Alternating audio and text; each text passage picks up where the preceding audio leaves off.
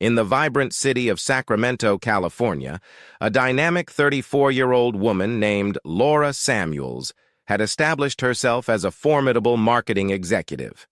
She was employed by the prestigious firm Bright Ideas Marketing, where her ambition and relentless pursuit of success were widely recognized. Despite her demanding career, Laura's warm and amiable demeanor struck a perfect balance, endearing her to both colleagues and friends. An ardent enthusiast of the great outdoors, Laura particularly enjoyed hiking and camping. Her favorite destinations were the breathtaking Yosemite National Park and the serene Lake Tahoe. She also found joy in her local book club, where she reveled in discussions about her beloved novels penned by Joyce Lehman. Laura was known among her circle as a benevolent soul, always eager to lend a helping hand. Her radiant smile was infectious, capable of illuminating even the gloomiest of rooms. As June 2010 approached, Laura was immersed in planning a special camping trip with her family. The anticipation was palpable among her husband, Carl, and their two children, 10-year-old Ponderosa and 8-year-old Velveeta. Laura had already gathered their camping essentials, including a tent, sleeping bags, and food supplies. She had even purchased a new pair of hiking boots from LL Bean for the excursion. On the professional front, Laura was on the cusp of a significant promotion.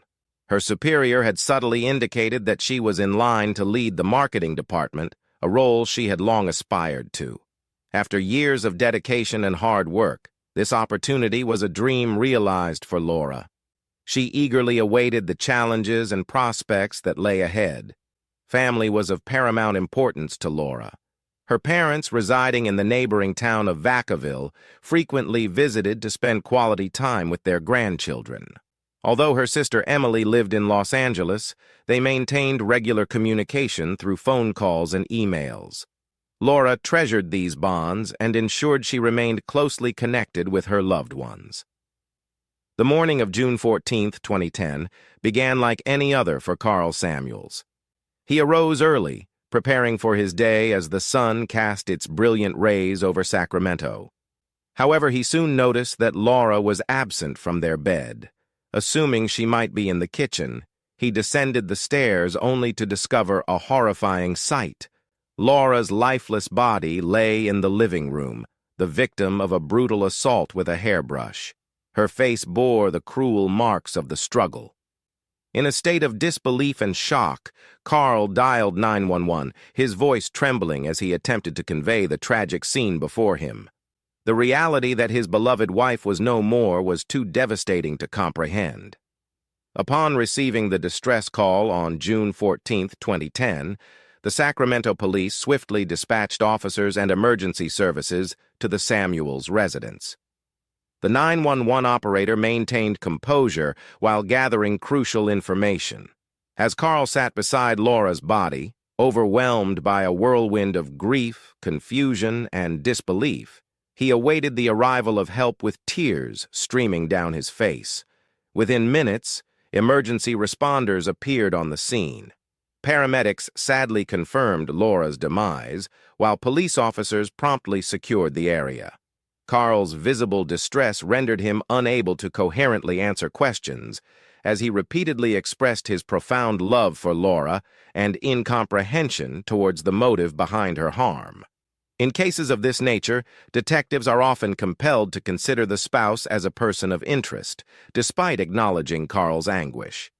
As curiosity piqued among the neighbors, a crowd began to assemble outside the home.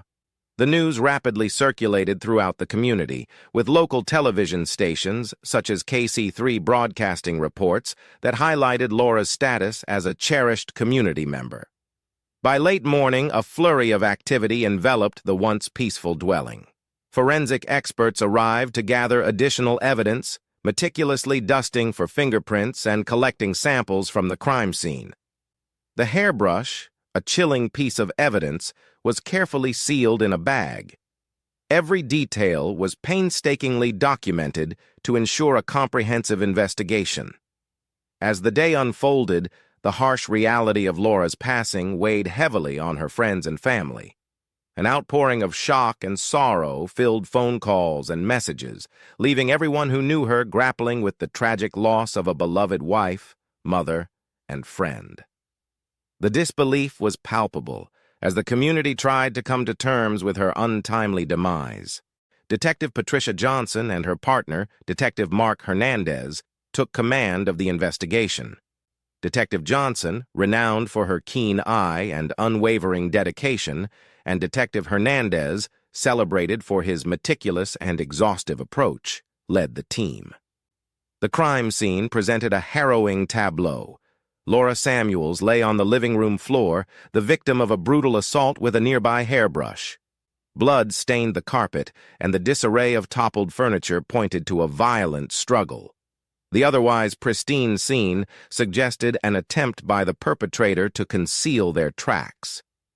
The detectives initiated their investigation by securing the area to preserve the integrity of the evidence.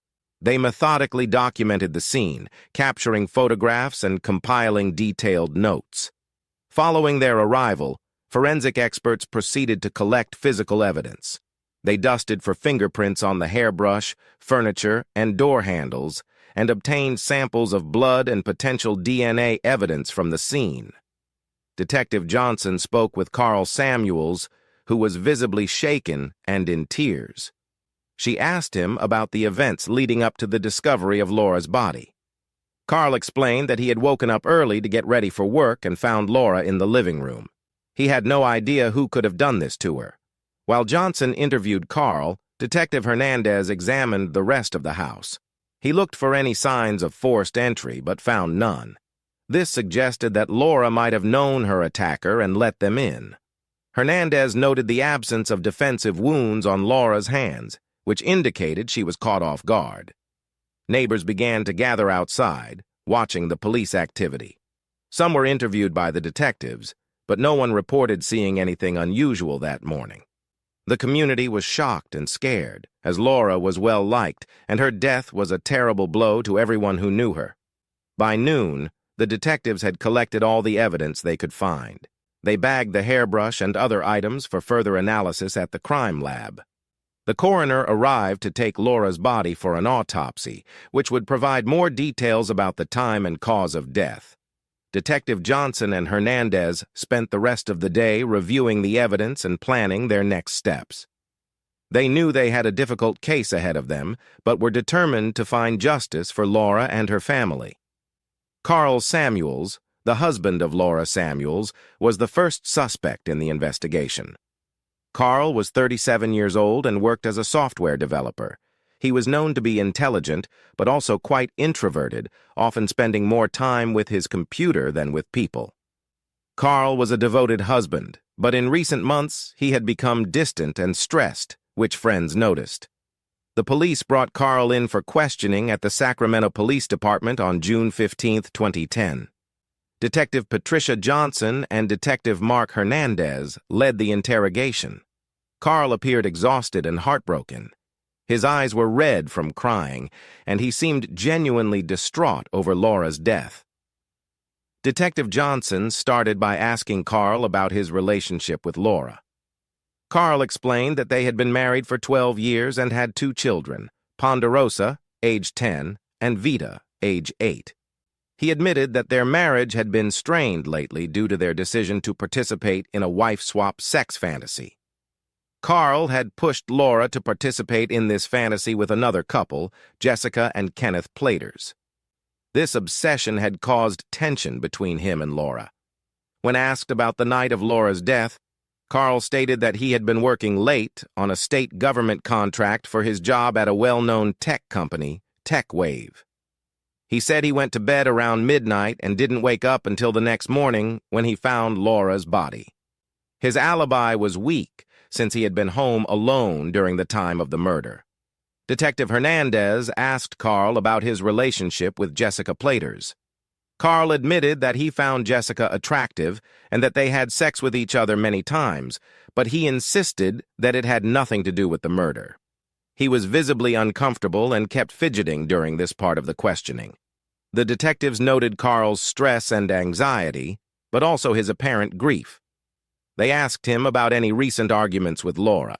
Carl mentioned that they had fought about the wife swap fantasy and his interest in sexual experimentation a few days before her death. Laura had been upset and told him she didn't want to participate anymore, which had frustrated Carl. Despite his emotional state, Carl cooperated fully with the police. He provided access to his phone and computer for further investigation. Detectives Johnson and Hernandez were cautious, but still considered him a suspect. They needed more evidence to either confirm his involvement or clear him of suspicion. As the questioning concluded, Carl was allowed to go home, but was instructed not to leave town. The detectives continued to gather information, knowing they had to explore all possible angles in the case to find the truth about who killed Laura Samuels. The second suspect in the investigation was Jessica Platers, a 32-year-old yoga instructor. Jessica was outgoing and charismatic, known for her sociable nature. She taught yoga at a popular studio in downtown Sacramento called ZenFlow Yoga. Many people in the community admired her free-spirited attitude and ability to connect with others. Jessica was part of the wife swap arrangement with Laura and Carl Samuels and her husband, Kenneth. She had developed an unhealthy obsession with Carl and had been trying to convince him to leave Laura for her. Detectives Patricia Johnson and Mark Hernandez brought Jessica in for questioning on June 16th at the Sacramento Police Department. When she arrived, Jessica was wearing casual yoga attire and looked calm and composed. Detective Johnson began by asking Jessica about her relationship with Carl. Jessica openly admitted that she loved having sex with Carl and had strong feelings for him. She said she believed Carl felt the same way but was torn because of his marriage to Laura. When questioned about the night of Laura's death, Jessica claimed she was at home with her husband, Kenneth. She said they had watched a movie and gone to bed early. However, Detective Hernandez pointed out that there were no witnesses to confirm her alibi, making it weak. Jessica then talked about the wife swap arrangement. She explained that it was Carl's idea and that Laura had reluctantly agreed. Jessica saw it as a great opportunity to have sex with Carl. She admitted that she had been trying to convince Carl to leave Laura, but denied any involvement in Laura's death. The detectives noticed that while Jessica was cooperative, she seemed to be hiding something. Her calm demeanor contrasted sharply with the seriousness of the situation. They pressed her about her obsession with Carl and whether it could have driven her to harm Laura. Jessica maintained her innocence, insisting she would never hurt anyone. During the interrogation, Jessica's phone records were examined. They revealed multiple calls and messages to Carl, including some sent on the night of the murder. This evidence raised further suspicion, showing Jessica's intense interest in Carl. Despite her cooperation, Jessica's obsession with Carl and her weak alibi made her a strong suspect. The detectives knew they needed more concrete evidence to either implicate or exonerate her. They continued to investigate her background, looking for any clues that could link her to Laura's murder. As the questioning ended, Jessica was allowed to leave, but was instructed not to leave town. Detectives Johnson and Hernandez remained determined to uncover the truth, knowing that Jessica's possible involvement in the crime needed to be thoroughly explored. On June 18, 2010, 4 days after Laura Samuels' tragic death, new evidence emerged that gave the investigation a crucial breakthrough. That morning, it was cloudy and cool in Sacramento. Detective Patricia Johnson received a call from a neighbor, Mrs. Evelyn Turner, who lived 2 houses down from the Samuels' home. Mrs. Turner mentioned she had found something unusual while walking her dog in a nearby park called L Park. Mrs. Turner had noticed a discarded bag under a bush near a picnic area. Inside the bag, she found a pair of bloody gloves and a smartphone. She immediately called the police. Detectives Johnson and Hernandez arrived at the scene within 30 minutes. They carefully collected the bag and its contents, placing them in evidence bags to avoid contamination. Back at the Sacramento Police Department, the detectives examined the new evidence. The bloody gloves were sent to the crime lab for DNA analysis. The smartphone, which was locked, was taken to the tech department to be unlocked and analyzed. Detective Hernandez noted that the phone was a newer model, an iPhone 4, which had just been released a few weeks earlier. While waiting for the results, the detectives reviewed their notes on the case. The bloody gloves suggested the killer had tried to dispose of evidence far from the crime scene. The smartphone could potentially belong to the killer or someone connected to the crime. Later that afternoon, the crime lab called with the DNA results. The blood on the gloves matched Laura Samuels, but there was also another DNA profile on the inside of the gloves. The profile did not match Carl Samuels, which was a significant finding.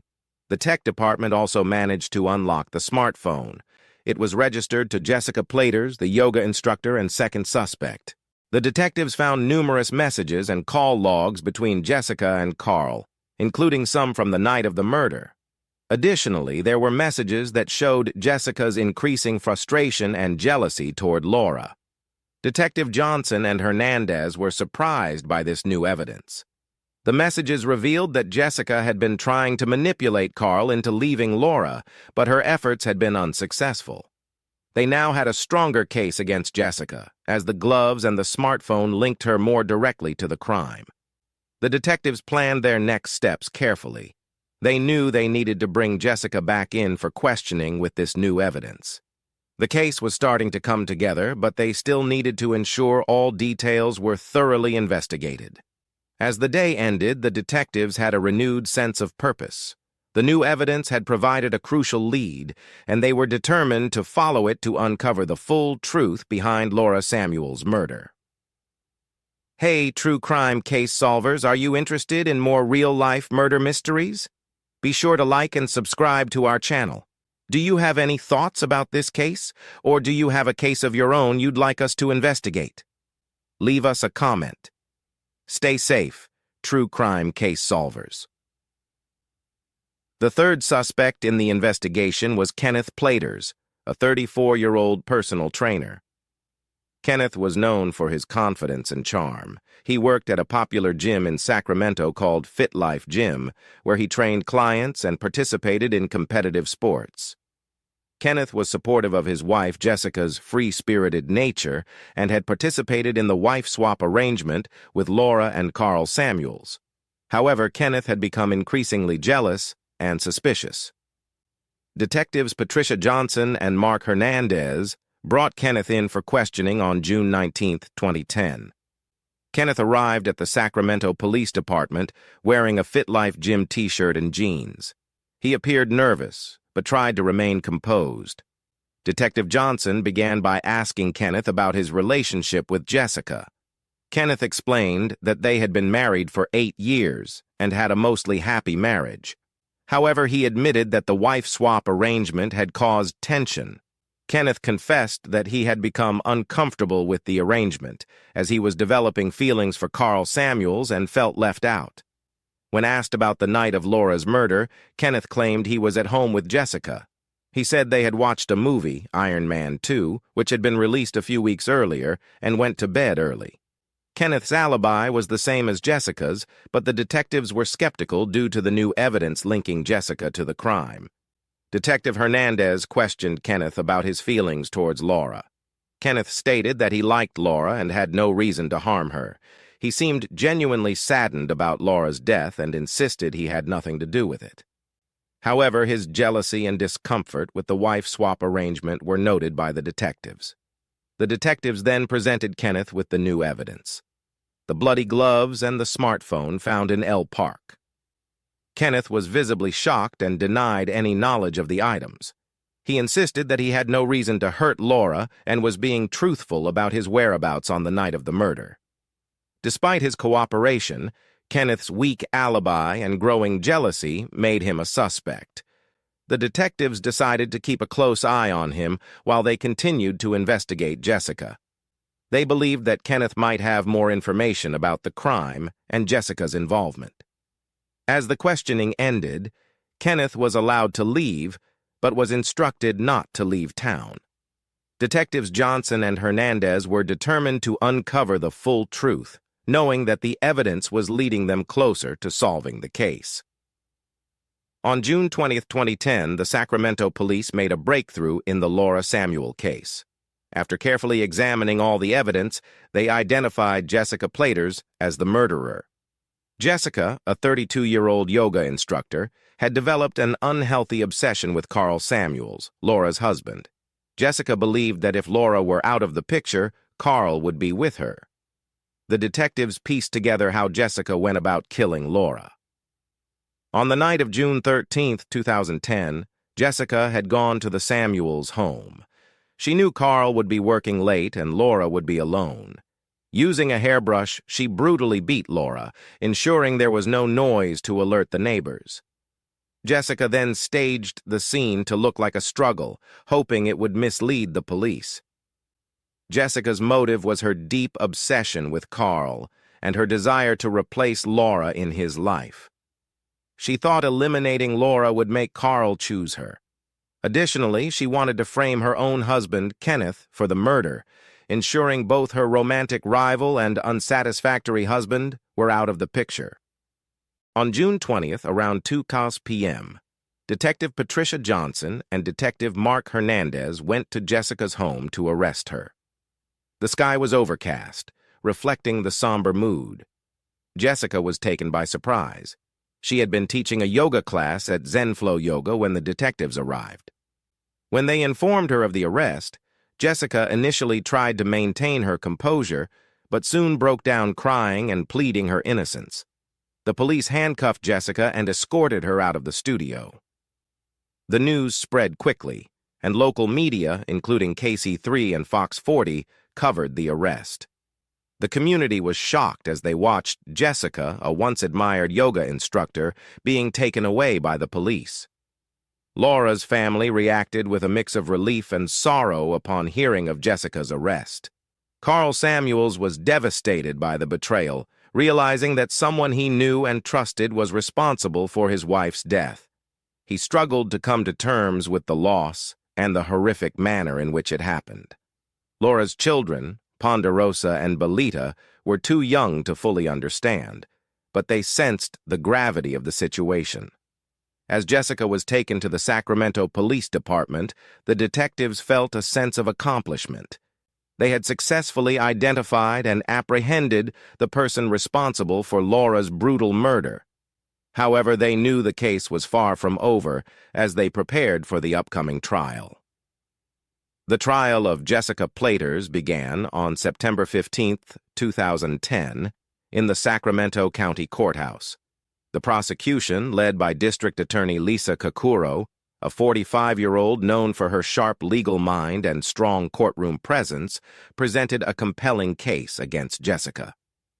Kakuro argued that Jessica's obsession with Carl Samuels and her desire to eliminate Laura as a rival drove her to commit the murder. She detailed the evidence, including the bloody gloves and the smartphone found in El Park, which connected Jessica to the crime scene. On the defense side, attorney Michael Rachmaninoff, a 50-year-old with a reputation for taking on challenging cases, argued that Jessica was innocent and framed by someone else. Rachmaninoff claimed that there was no direct evidence linking Jessica to the murder and that the police had not thoroughly investigated other potential suspects, including Kenneth Platers. He also suggested that the DNA evidence on the gloves could have been planted. During the trial, Laura Samuels' family sat in the courtroom, watching with heavy hearts. Carl Samuels, Laura's husband, appeared distraught, often holding back tears. Their children, Ponderosa and Vita, were not present, as they were too young to witness the trial's emotional intensity. Friends and community members who knew Laura described her as a loving mother and a dedicated professional, making the crime even more heartbreaking. The jury deliberated for 3 days. On September 25, 2010, they returned with a verdict. Jessica Platers was found guilty of first-degree murder. The courtroom was filled with a mix of relief and sorrow as the judge announced the verdict. Jessica showed little emotion, maintaining a stoic expression. Her plan to eliminate Laura and frame Kenneth had failed, and she now faced the consequences of her actions. During the sentencing phase, Laura's family members gave emotional statements. Carl spoke about the devastating impact of losing Laura and how it had affected their children. The judge sentenced Jessica Platers to life in prison without the possibility of parole. The sentence was seen as just by Laura's family, but it could never fully heal the pain of their loss. The verdict and sentencing had a profound effect on everyone involved. Laura's family felt a sense of closure, knowing that justice had been served. The community, shocked by the crime, began to heal, though the memory of Laura's tragic death lingered. Jessica's conviction sent a message that such a calculated and violent act would not go unpunished. After the trial, life slowly began to move on for everyone involved in the case. Carl Samuels, now a single father, focused on caring for his children, Ponderosa and Vita. He decided to move out of their Sacramento home, seeking a fresh start. They relocated to a smaller town nearby, where they could begin healing away from the painful memories. Carl took a leave of absence from his job at TechWave to spend more time with his children. He enrolled them in a new school and joined a support group for grieving spouses, finding solace in talking to others who had experienced similar losses. He also sought therapy for both himself and his children to help them cope with the trauma of losing Laura. Jessica Platers, now serving a life sentence without the possibility of parole, was transferred to the Central California Women's Facility in Chowchilla. In prison, she became isolated, with few visitors and little contact with the outside world. Her obsession with Carl and her misguided actions had led her to a life behind bars, far from the free-spirited yoga instructor she once was. Kenneth Platers, Jessica's husband, struggled to rebuild his life.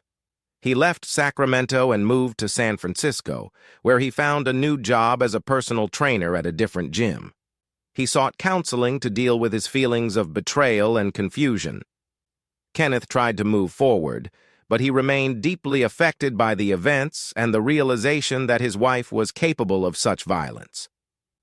In the years following the trial, those touched by Laura's life and tragic death worked to find peace and healing. While the pain of her loss remained, they found ways to move forward, carrying Laura's memory with them and striving to live their lives with the same warmth and determination she had shown. Thank you for joining us on this episode of True Crime Case Files. The tragic story of Laura Samuels reminds us of the dark consequences of obsession and betrayal. Stay tuned for more true crime stories, and remember, always stay vigilant.